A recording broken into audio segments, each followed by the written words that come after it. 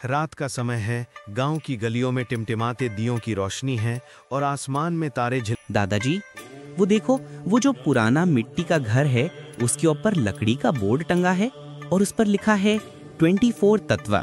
ये कैसा घर है दादाजी? बेटा आरव, ये कोई साधारण घर नहीं है, ये तो जगत का मूल है। अगर तुझे इसका रहस्य जानना है तो आज रात हम इसकी यात्रा करेंगे। दादाजी, ये दीपक तो औरों से बिल्कुल अलग दिखता है, जैसे इसके भीतर कोई और ही शक्ति हो। ये क्या है? आरव, ये वही है जिसे महत तत्व कहा जाता है। यही प्रकृति से प्रकट होने वाला पहला तत्व है। श्री जी महाराज ने कहा है, चित्त और महत तत्व को अभेद रूप से जानना चाहिए। ये महत तत्व ही सूक्ष्म रूप से संपूर्ण जगत का आधार है। ये स्वयं निर्विकार है, प्रकाशमान है, निर्मल और शुद्ध सत्वमय है और शांत है। दादाजी, ये कैसी मूर्ति है? इसमें इतने अलग अलग चेहरे क्यों हैं? बेटा आरव, ये कोई साधारण कला नहीं है, ये तो अहंकार का प्रतीक है। अहंकार? क्या यही वही है जो इंसान के भीतर रहता है? हाँ, श्री जी महाराज ने वचनामृत गरुड़ा प्रथम 12 में कहा है कि अहंकार के लक्षण ये हैं कि ये त्रिगुणात्मक है और ये भूतमात्र, इंद्रियां, अंतःकरण, देवता और प्राण सबकी उत्पत्ति का कारण है।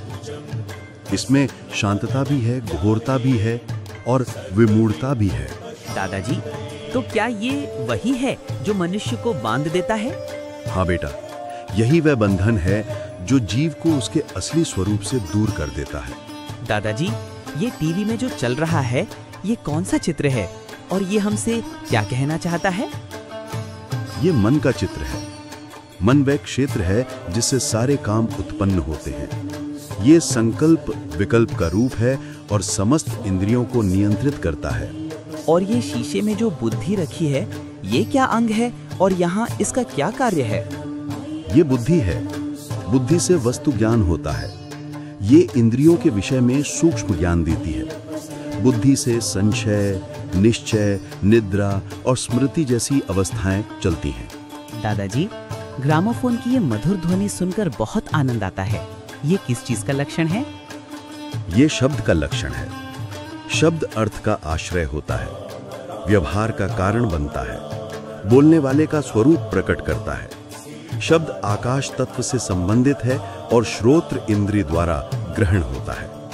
दादाजी, ये पंखा इतनी ठंडक देता है, ये किसका लक्षण है? ये स्पर्श का लक्षण है। स्पर्श वायु की तन्मात्रा है। इसका स्वरूप कोमलता, कठोरता, शीतलता, उष्णता आदि है और त्वचा के द्वारा ग्रहण होता है। दादाजी, ये जो मूर्ति है कितनी सुंदर है। इसे देखकर क्या समझना चाहिए? ये रूप का लक्षण है। रूप से हम पदार्थ के आकार और रूप को जानते हैं। ये तेज तत्व की तन्मात्रा से जुड़ा है और आंखों द्वारा ग्रहण होता है। अब रसोई में ये सारे व्यंजन देखकर बहुत इच्छा हो रही है। इसका क्या अर्थ है? ये रस का लक्षण है। रस से स्वाद का ज्ञान होता है। मीठा, तीखा, कसैला, कड़वा, खट्टा, नमकीन, ये रस के स्वरूप हैं और रस इंद्रिय द्वारा ग्रहण होते हैं। दादाजी, ये अगरबत्ती और धूप कितनी सुगंध दे रही है। इसका क्या लक्षण है? ये गंध का लक्षण है। गंध में सुगंध और दुर्गंध दोनों आते हैं। ये पृथ्वी तत्व की तन्मात्रा है और घ्राण इंद्रिय द्वारा ग्रहण होता है। दादाजी, ये पांचों तत्व कांच की शीशियों में रखे हैं। ये कौन से हैं? ये 5 तत्व हैं: पृथ्वी, जल, तेज, वायु और आकाश। पृथ्वी का लक्षण क्या है दादाजी? पृथ्वी का लक्षण है ठोसता और धारण शक्ति। ये समस्त जीवों का आधार है, स्थान और स्थिरता देती है तथा शरीर का रूप प्रकट करती है। जल का लक्षण किस तरह समझें? जल का लक्षण है संगठन और कोमलता। ये वस्तुओं को भिगोता है, तृप्ति देता है, प्राणियों को जीवन देता है और ताप से बचाता है। तेज का लक्षण क्या है? तेज का लक्षण है प्रकाश और दहन शक्ति। यह अन्नादि को पचाता है, रस ग्रहण करता है, ठंड को हराता है, शोषण करता है और भूख प्यास जगाता है।